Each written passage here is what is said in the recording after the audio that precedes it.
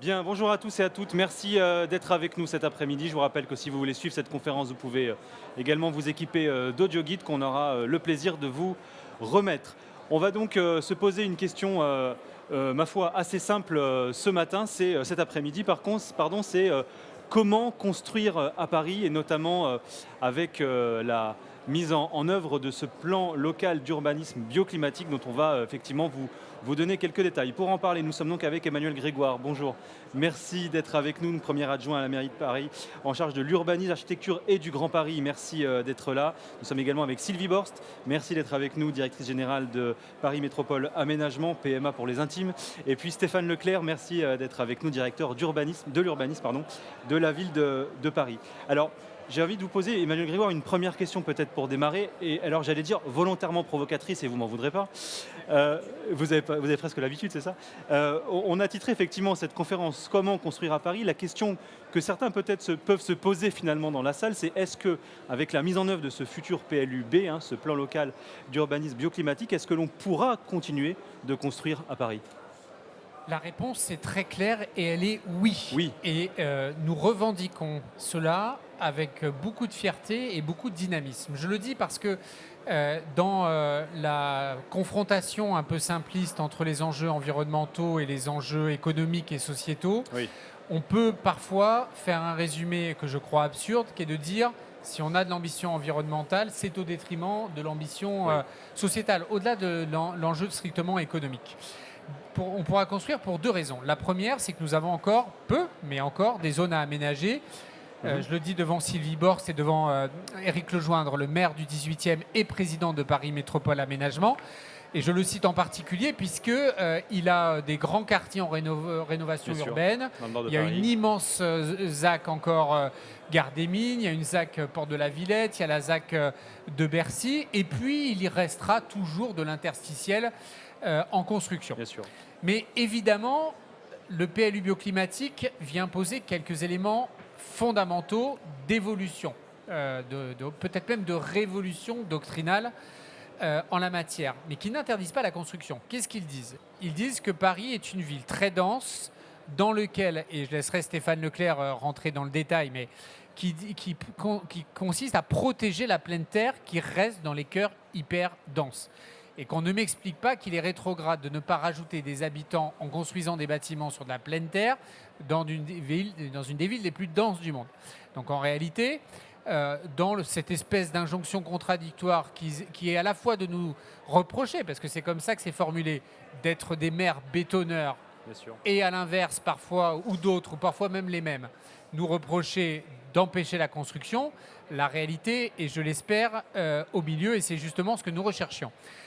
Quelques règles de base. La règle de protection des espaces libres. Oui. Elle est contraignante et il est vrai qu'un nombre très important de parcelles de Paris ne seront plus constructibles sur la base d'un foncier disponible. C'est la protection des cœurs d'îlots, c'est la protection ou la création d'espaces libres dans les cas de déconstruction, reconstruction de parcelles de plus de 250 mètres carrés au sol. Mais en revanche, nous avons des mécanismes dans le PLU bioclimatique qui vont inciter à la construction, avec des règles un peu complexes. Mais enfin, si vous connaissez des règles d'urbanisme qui ne sont pas complexes, présentez-les-moi, parce que je n'ai pas encore eu l'occasion de les croiser. Donc, il y a plein de spécialistes pour s'en occuper, et beaucoup sont ici. C'est d'abord la surélévation qui est possible avec des règles de filet de hauteur, avec des règles de morphologie urbaine, avec des règles de prise en compte d'environnement et de séquences urbaines. Mais la surélévation est a priori favorisée au profit notamment de l'enjeu de la rénovation thermique du bâti et au profit de la production de logements. De la même façon que dans le tissu moderne, nous avons des règles, là aussi très techniques, mais très précises, qui permettent d'obtenir des bonus de surélévation autour de ces deux enjeux, de rénovation et de production de logements. Et donc on est en train d'ailleurs de prolonger le travail que nous avons fait dans les différentes phases amont du PLU, avant, vous le savez, son adoption finale, nous l'espérons, à la fin de l'année, de façon à documenter le potentiel de constructibilité. Chez nous d'abord, dans tout le parc social, et le potentiel en tissu moderne est très important. Deuxièmement, sur les potentiels de surélévation. Et la réalité qu'on observe, c'est que beaucoup de pétitionnaires, de propriétaires ont d'ores et déjà identifié des potentiels de construction. Et le dernier point, et je finis par là pour ne pas être trop long, c'est évidemment de construire différemment. Le principe est celui de l'interdiction de la destruction, reconstruction, sauf dans la démonstration manifeste qui serait absurde de ne pas y avoir recours, au profit de la réhabilitation, transformation, et évidemment avec tous les matériaux vertueux qu'il faut pour cela, et le PLU et d'autres documents que nous produirons y contribueront.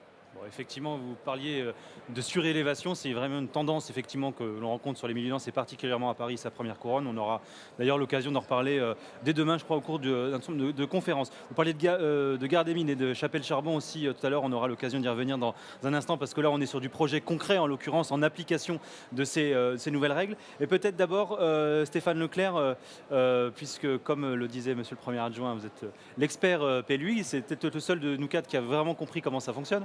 Donc vous allez un petit peu nous l'expliquer. Ouais, c'est vrai, j'ai rien compris. Techniquement, c'est ce que vous me disiez. En l'occurrence, peut-être concrètement, voilà, cherchez le mot. Concrètement, comment est-ce qu'on fait? Emmanuel Grégoire parlait à l'instant effectivement de la surélévation. Ça fait partie effectivement des opportunités, des possibilités que vous vous laissez à travers ce PLUB.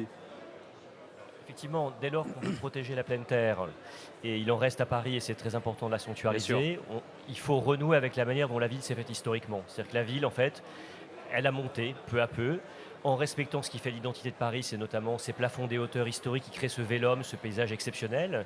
Et on constate que dans ce contexte-là, il y a de nombreuses parcelles qu'on peut encore surélever. Mais ça nécessite un accompagnement, parce que très souvent, c'est compliqué au sein de copropriétés de prendre des décisions de surélévation. Bien sûr. Il y a besoin d'avoir de la sécurité juridique aussi sur le fait que la ville accompagnera ce projet. Il y a tout un travail de conviction à faire vis-à-vis d'acteurs tels que les architectes des bâtiments de France, s'assurer que ces projets sont respectueux du patrimoine préexistant. Mais dans ce contexte-là, effectivement, le PLU comporte des primes, des bonus de constructibilité, mais qui s'accompagnent aussi, ça c'est un point très important, je pense, pour Emmanuel Grégoire et l'exécutif, d'une végétalisation accrue et d'une renaturation accrue. L'idée, c'est que pour regagner de la pleine terre, pour permettre à la ville de renouer avec les cycles naturels, notamment le cycle de l'eau, il faut qu'on puisse surélever pour dégager du sol libre et le renaturer. Et donc le nouveau PLU comportera des mécanismes incitatifs qui permettront par exemple de surélever au-delà des gabarits autorisés d'un étage quand on est dans le tissu diffus ou jusqu'à 3 étages quand on est dans ces tissus modernes comme on les appelle, les barres des années 50-60 qu'on connaît bien, qui sont souvent assez basses en fait, qui donnent une impression de grande densité mais qui en fait le sont peu. Et donc le PLU va permettre d'accompagner tous ces travaux. C'est la surélévation mais aussi de l'épaississement de bâtiments. Les experts ici savent certainement qu'on a de très belles réalisations à Paris, la tour Bois-le-Prêtre par exemple qui a été réaménagée il y a une dizaine d'années, qui a valu l'équerre d'argent à ses architectes Lacaton et Vassal. Eh bien, on peut transformer ces bâtiments en conservant l'énergie grise qui a été accumulée pour les construire, donner de nouveaux usages, les isoler, offrir des espaces extérieurs qui peuvent servir de véranda, de lieux où on peut stocker des choses. Et donc tout ceci, c'est bien faire avec l'existant et l'adapter aux nouveaux besoins. Et il y a également un sujet peut-être de travail avec les promoteurs, avec les propriétaires. On parlait effectivement d'essayer d'accroître les sujets de réhabilitation, de rénovation. Comment est-ce que concrètement ça va finalement s'appliquer, ça se traduire de manière assez concrète? Alors il y a effectivement d'une part il y a la règle, il faut que le règlement incite et permette à ces transformations et il faut aussi que la collectivité puisse accompagner.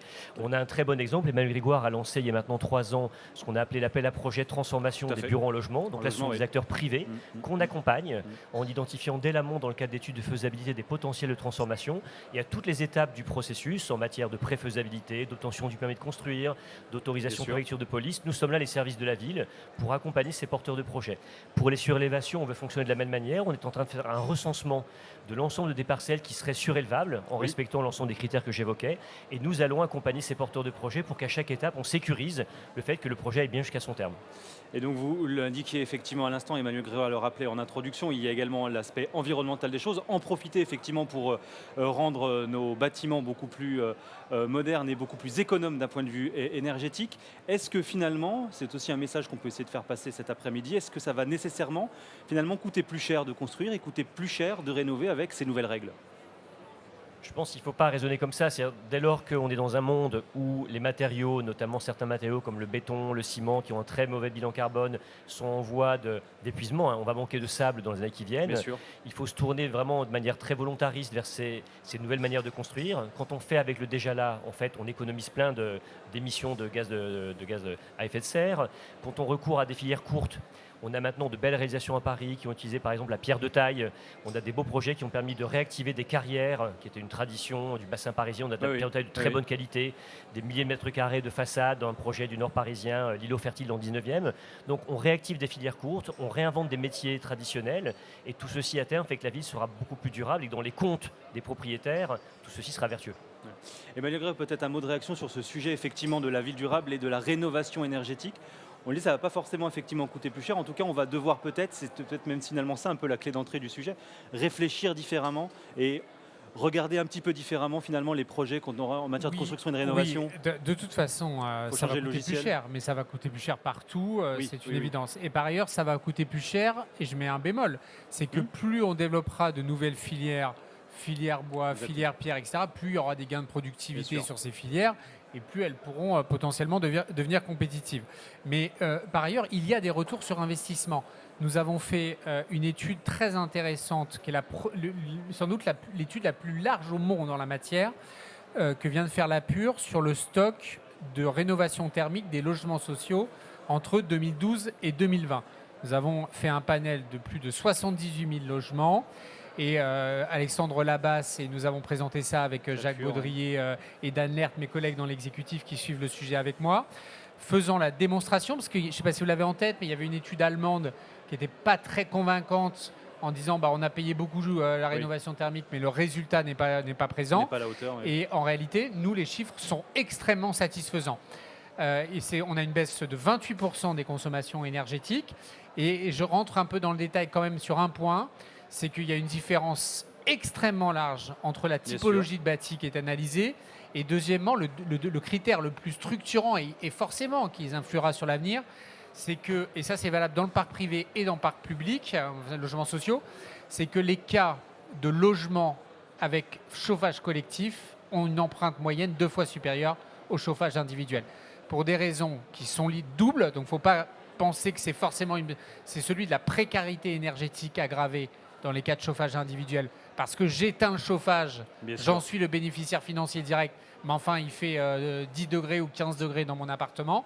Mais à l'inverse, je pense que c'est un stimulant très favorable pour éviter ce qu'en économie, on appelle, théorie économique, l'aléa moral. C'est que quand c'est un chauffage collectif, quel intérêt j'ai à baisser le chauffage, puisque de toute façon, tous les autres ne le baissent pas en même temps que moi.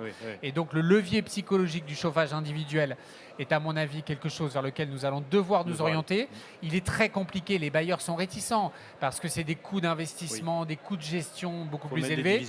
Mais je pense que pour la sobriété de l'empreinte globale, c'est à creuser, à la condition que ce ne soit pas un facteur de précarité énergétique renforcée. Et donc, moi, je suis pour qu'on fasse des trucs individualisés, mais avec une sorte de matelas de sécurité, évitant d'exposer les plus précaires d'entre nous à des conditions de vie qui sont uniquement stimulées par le fait qu'ils ne peuvent pas payer leurs factures. Un tout petit mot peut-être, si vous me le permettez, puisque Stéphane Leclerc l'évoquait à l'instant, un sujet que vous avez aussi beaucoup défendu, qui est la transformation effectivement d'un certain nombre de bureaux, notamment en logement. Finalement, quelle est la vision qui est portée notamment à travers ce PLUB sur le sujet? D'un mot aussi, effectivement. D'abord, c'est la transformation de bureaux en logement. On peut se le dire ici, c'est une tarte à la crème. Tout le monde dit qu'il en fait, tout le monde dit qu'il va en faire et qu'il va en faire, mais personne n'en fait beaucoup parce que si on avait les leviers juridiques, administratifs, financiers, fiscaux, comptables, pour le faciliter, ça se ferait de façon naturelle. Or, en réalité, le rendement d'un actif tertiaire est beaucoup plus important et beaucoup plus sécurisé que du rendement locatif. Et donc, il n'y a pas de comportement naturel de réorientation d'investissement. On pourrait se dire qu'à la faveur de... pardonnez-moi de l'expression, mais en conséquence de la crise du Covid, etc., il pourrait y avoir des logiques de réallocation, sans doute un peu, mais pas à la hauteur. Donc nous, le parti pris qu'on a pris dans le PLU, il est simple, c'est de le rendre obligatoire. Ça me vaut beaucoup d'inimitié dans le secteur, mais nous l'assumons totalement. Si on laisse la main invisible du marché décider de la transformation de bureaux en logement, il n'y aura aucun logement dans les endroits où le bureau est dynamique et il n'y aura pas plus de logements dans les endroits où le bureau n'est pas dynamique, tout simplement parce que ce sont des lieux où il y a déjà des suroffres de logements. Et donc, il faut créer de la contrainte. La contrainte, elle est évidemment, je la comprends et je m'en excuse, mais elle nous paraît, il faut savoir si c'est utile et savoir si c'est soutenable, est-ce que c'est raisonnable. Utile, oui, au titre de la vision que nous avons de la mixité des quartiers et du caractère, entre guillemets, long terme, de la valeur d'un investissement. Si en gros vous transformez des quartiers monofonctionnels 100% bureaux, le jour où il y a un choc exogène, et on l'a vu, ça défracte complètement la vie de ces quartiers et a fortiori la valeur de ces actifs. On l'a vu dans certains quartiers américains ou même dans des quartiers en France, je n'en cite aucun. Et le deuxième sujet, c'est est-ce que c'est raisonnable ? Je serais nuancé là-dessus, parce que je ne crois pas que ce serait responsable de ma part de dire que c'est raisonnable partout. Et donc c'est pour ça d'ailleurs qu'à Paris, on ne l'applique pas partout. On dit que c'est raisonnable dans les endroits dans lesquels les rendements des actifs tertiaires sont tellement élevés qu'on ne peut pas me faire croire que ce n'est pas possible de faire un petit effort. Et donc nous, on a 2 leviers pour cela. L'un, qui sont des innovations qui vont être mâchouillées en juridiction administrative, j'imagine. Le premier, c'est le pastillage des bureaux tertiaires. C'est un peu lourd, mais enfin, c'est raisonnable. Il y a 14 000 immeubles de plus de 5 000 m² de bureaux à Paris. Nous en avons pastillé 400. 400, ça va. Ça veut dire qu'il y en a 13 600 qui sont peinards. Donc que 400 ne soient pas contents, mais il y en a 13 600 qui sont peinards. Le deuxième, et là, le sujet, je rappelle, c'est hyper protecteur du droit de la propriété, droit de délaissement, indemnisation à la valeur de marché, etc. Quand j'ai entendu, heureusement je l'entends moins, qu'on dégradait la valeur des biens de 80%, alors qu'ils me la vendent à 70% de dégradation, parce que je les achète tout de suite dans ce cas-là. Même 60% je prends d'ailleurs. Le deuxième, mais un peu de raison, et moi j'aime pas trop que des intérêts privés agitent des peurs, alors que nous, notre objectif, c'est pas de faire de l'argent, nous c'est de servir l'intérêt général. Et le deuxième sujet, le deuxième levier est celui de la mixité fonctionnelle. C'est un peu technique, mais nous obligeons dans tout projet très lourd de transformation d'un bloc tertiaire de plus de 5 000 m² à introduire 10% de surface de logement, y compris qui peuvent être absorbés dans l'extension capacitaire du bloc concerné, et avec un mécanisme original que je crois seul Michel Renet et Charles-Antoine Depardon et Stéphane Leclerc maîtrisent, qui est le mécanisme de prise en compte, c'est-à-dire que si vous faites la démonstration que votre bloc tertiaire, c'est pas facilement mutable en introduisant 10%, ce que je peux comprendre pour des organisations architecturales, distribution de voies publiques, etc. Eh bien, on dit, on va prendre en compte ce qui se passe dans le quartier. Si vous faites la démonstration que vous avez aidé à créer ces surfaces de logement à côté, ça nous ira parfaitement. Donc, en gros, on est un peu dur, mais on est très agile, on est intelligent, on ne veut pas bloquer le système. On veut juste faire en sorte que les gens puissent dormir là où ils travaillent. Bon, on va justement regarder un petit peu dans le détail, de manière un peu plus concrète finalement, ce que cela va engendrer.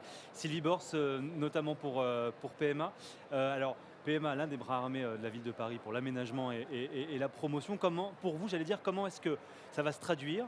Est-ce que finalement, vous allez avoir peut-être aussi une évolution de votre manière de travailler, notamment dans vos appels d'offres ?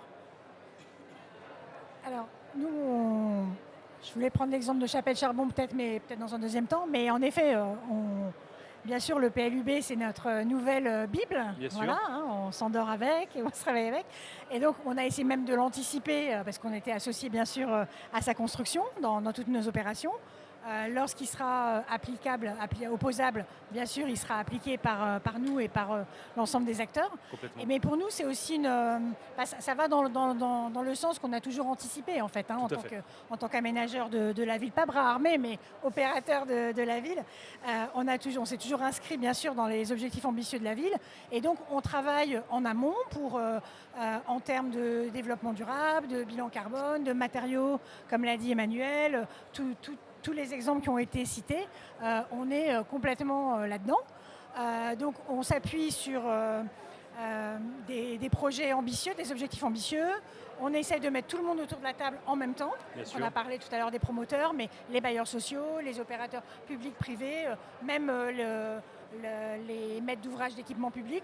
tous ces gens-là, les maîtrises d'ouvrage, les maîtrises d'œuvre, on les anime en atelier de conception concertée, en disant voilà, on est tous dans le même bateau, comment fait-on pour atteindre ces objectifs, sur quoi vous pouvez travailler. Ça permet aussi de challenger les solutions potentielles et de partager entre nous.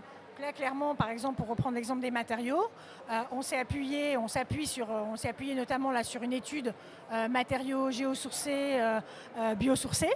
Et cette étude servait de base en faisant des simulations en fait avec tel matériau, j'obtiens tel objectif, etc., tel chiffre. On comparait par exemple le béton le plus bas carbone qui soit avec le bois, avec la pierre, et on voit ce qui se passe. On voit que le béton n'est plus du tout compétitif, on l'a déjà dit, on peut le redire, voilà. Donc du coup, cette étude, ça permet aussi de se dire, bah voilà, si je combine tel et tel matériau, je peux y arriver ou pas.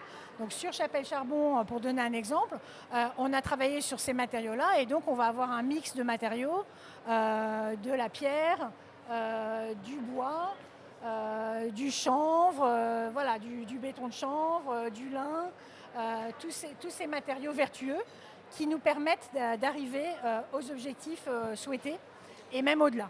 Et donc il y a un certain nombre d'ambitions avec Chapelle Charbon, notamment effectivement, vous l'avez dit, en termes de matériaux et même aussi en termes d'organisation du logement, parce que là aussi on a une réponse environnementale et presque in fine économique d'une certaine manière. Tout à fait, on a beaucoup travaillé aussi sur la qualité des logements. Donc là, on voit effectivement le plan avec l'ensemble des lots dont je parlais tout à l'heure. On a beaucoup travaillé sur la qualité des logements. Pourquoi ? Parce qu'on vient créer une façade sur un grand parc de 3 hectares, à terme 6 hectares. Et donc, on capitalise sur cet enjeu, ce bénéfice de la présence du végétal. On n'a pas du tout de parking en sous-sol, ce qui nous permet d'avoir des surfaces de pleine terre maximalistes. Voilà. Des cœurs d'îlots très végétalisés, très riches, des espaces communs, des espaces extérieurs, notamment au nord, des beaux windows au nord pour préserver le logement. Voilà, on a travaillé aussi sur les hauteurs des socles, c'est ce qu'on voit là sur cette slide, sur la qualité de l'espace public aussi, au-delà de la qualité des logements. Donc c'est ce qu'on a sur les rez-de-chaussée avec une surface commerciale plus élevée, entre guillemets. C'est ça, plus élevée. Le PLUB nous demande 3 mètres, nous on va jusqu'à 4 mètres, 4 mètres 20 sur cette opération, avec du coup des espaces évolutifs, ouverts sur le quartier, qui permettent du coup d'avoir une bonne visibilité, des traversants également au niveau des rez-de-chaussée, des vues, une certaine sécurité aussi d'usage. Le fait de voir, ça participe aussi à la sécurité d'ensemble. Voilà. Et donc toujours cette végétalisation très forte, avec un espace public très végétalisé, des mobilités douces également qui sont demandées. On n'a quasiment pas de voiture, on a une zone de rencontre pour les livraisons et c'est tout. Tout le reste, c'est la mobilité douce. On a aussi anticipé le PLUB au niveau des emplacements vélos par logement, voilà, avec là aussi des locaux au rez-de-chaussée qui vont permettre aux habitants de stationner leur vélo. Voilà. Et peut-être d'un mot, parce que ça fait aussi peut-être partie des questions que les investisseurs qui nous regardent se posent, est-ce qu'il reste aujourd'hui encore sur l'ensemble de ce projet dont on va revoir le plan d'aménagement global, est-ce qu'il reste encore des opportunités justement ici ? Non, là-dessus, tout est commercialisé, voilà. Tous les permis sont déposés. Voilà, donc on est vraiment en phase on rentre dans l'opérationnel. Voilà. Après, c'est quoi le calendrier d'ailleurs sur ce projet-là ? Alors, les permis viennent d'être déposés. On pense les avoir l'année prochaine, les obtenir. Et puis, on va entamer la construction en 2025 et livraison en 2027. Environ. 26-27. Stéphane Leclerc, peut-être un petit mot avant de donner la parole pour le mot de conclusion à Emmanuel Grégoire. Ça, c'est typiquement, effectivement, là, on l'évoquait sur le sujet des mobilités, sur le sujet de l'orientation et de la construction du logement, sur le sujet des matériaux qui sont utilisés. Là, on coche quand même un certain nombre de cases du texte qui va rentrer en application dans les prochains mois. Il faut bien se remémorer qu'ici, on avait une zone qui était une zone industrielle de la SNCF qui était totalement imperméabilisée. Et donc, on aura en quelques années réussi à offrir à Paris, mais aussi plus globalement à offrir à la nature 6 hectares d'espace vert, ce qui est quand même considérable dans une ville aussi enserrée que Paris. Donc, c'est vraiment une pierre qu'on apporte à cette volonté d'atteindre 10 mètres carrés d'espace vert ouvert au public par personne. On aura offert des logements de grande qualité. On voit les images, je pense, sont très parlantes sur la réflexion qui qui a été menée par PMA et ses maîtres d'œuvre sur l'usage des logements. Donc un quartier qui était au cœur du 18e arrondissement, un quartier qui était un peu aujourd'hui enclavé, à l'écart, qui va devenir une nouvelle centralité et avec une exemplarité en matière d'usage, en matière de mixité fonctionnelle et sociale, qui fait que ce sera vraiment une nouvelle polarité importante pour Paris. Bien. Emmanuel Grégoire, peut-être un petit mot de conclusion quand vous regardez un projet comme celui-ci. Alors, vous avez cité tout à l'heure le mot social et sociétal. Et là, quand on parle effectivement de la construction même du logement, on rentre effectivement complètement dans le sujet. Oui, je le dis surtout devant le maire du 18e, Éric Lejoindre. C'est un projet qu'on porte tous ensemble depuis une grosse dizaine d'années. Oui. Il faut quand même prendre la mesure de ce qui se passe. On est sur des volumes d'investissement qui sont à 500 millions d'euros au total sur tout le secteur, dans lequel il y a l'Adidas Arena pour les Jeux Olympiques qui a été inauguré il y a un mois maintenant. Oui. Il y a le parc que vous voyez là, n'est pas une image de synthèse, les bâtiments le sont, mais le parc il est déjà là. Il est déjà existant. On a commencé par le parc avant de faire les bâtiments. Il y a la tour, elle est très ancienne, Monsieur le maire y a habité, il la connaît bien. Ce parc Chapelle-Charbon, on a d'autres projets, c'est le prolongement du parc de 15 hectares, qui est ce qu'on appelle le parc du Nord-Est. Oui. C'est un quartier, disons-le, qui était difficile, qui a connu des années difficiles, sur lequel il n'y a pas d'autre option que la rénovation urbaine, que l'investissement public. Il y a le quartier Chapelle International en face, qui a été inauguré il y a quelques années maintenant. C'est tout le quartier qui est refait. On a toujours eu à cœur sur ces projets-là de faire en sorte que la gentrification ne soit pas un phénomène d'éviction des populations historiques. Ce sont des quartiers populaires et nous souhaitons qu'ils restent des quartiers populaires, mais des quartiers plus agréables. Et donc, on a toute une diversité de nouveaux habitants, de nouvelles activités. Mais vraiment, il faut voir qu'on a travaillé chaque détail. Vous ne le voyez pas sur la photo à gauche, mais peut-être revenir avant.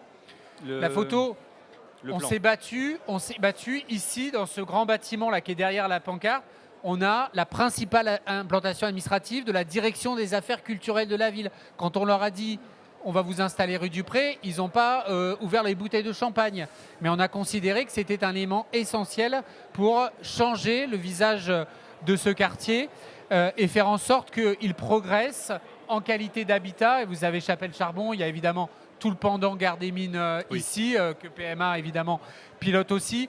Bref, on approche de l'heure du bilan et on est assez fiers quand même du nouveau visage qu'on offrira à la Porte de la Chapelle avec le campus Condorcet. C'est un programme de rénovation urbaine qui permet d'améliorer la vie des gens sans les chasser au loin.